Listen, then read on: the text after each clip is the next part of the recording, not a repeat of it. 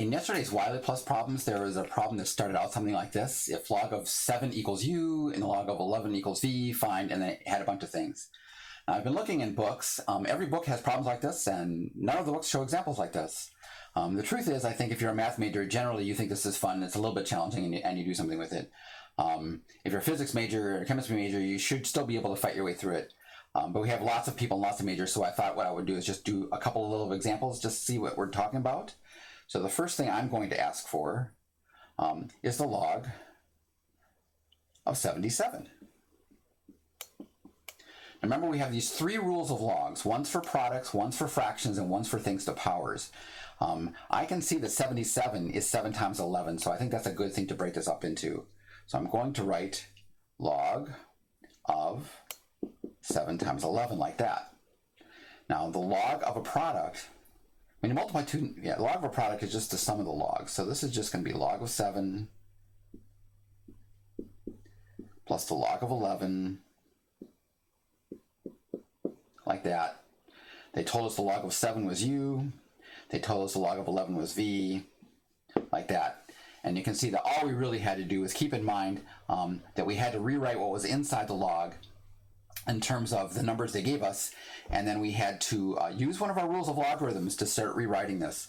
I think I've talked about this. The tables of logarithms that were used for about 300 years and almost extensively only for about 100 years required people to think with this kind of stuff all the time. If you're going to be a math major or a physics major or a chemistry major, you're going to see logs used in exactly this way, but we'll worry about that later on. Let's do another example. What I want is something like, I was thinking, how about the log of 49 over 110? Now again, all we know is the log of 7 and the log of 11. Oh yeah, and by the way, we do know the log of 10, right? So what I'm going to do is I'm going to rewrite this in terms of those 3 numbers as much as I can. The top is 7 squared. The bottom is 11 times 10, like that. And we're going to try to start working our way through this. So this should be, remember, the log of a fraction is the log of the top minus the log of the bottom, like that. Now I'm going to use 2 little rules. When you have a log of something to a power, you bring down the power. This is actually gets used in calculus in several places, several strange places, which is weird.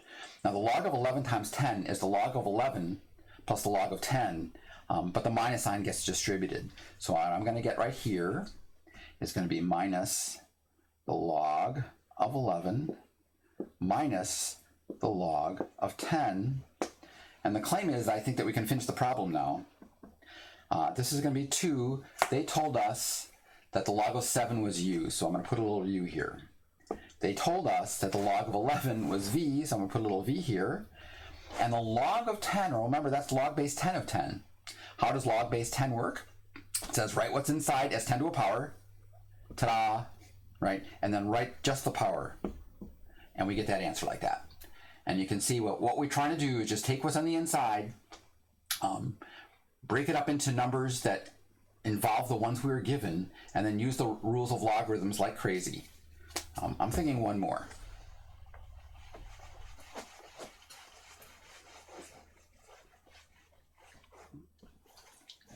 How about something like, call this one C, I guess.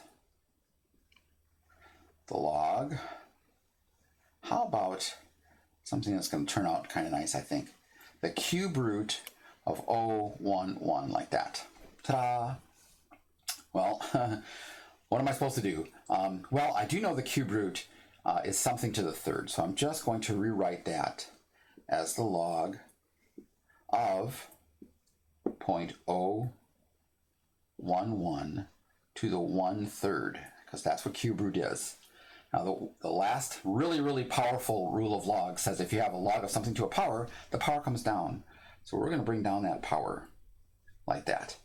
And what's going to be left is 0.011. Now, I have to write 0.011 in terms of 11 or 7 or 10, and 10 works because that's actually 11 thousandths. So let's write this as 11 thousandths like that. All right, here we go. So this is going to be 1/3. I'm now going to need brackets. This is going to be the log of the top. That's the log of 11 minus the log of 1,000, like this, like that.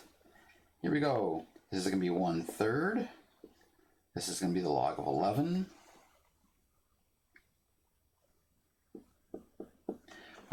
minus the log.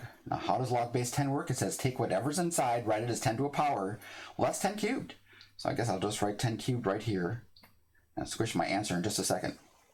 So what we're going to get as a final answer is going to be 1/3. The log of 11, they told us that was v. So I'm just going to put a little v like that.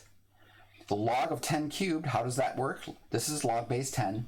Whenever they write just plain log, it's log base 10. So we're supposed to write what's inside as 10 to a power. That's 10 cubed, and then just write the power. So I'm going to get this. And that's our final answer. Ta-da!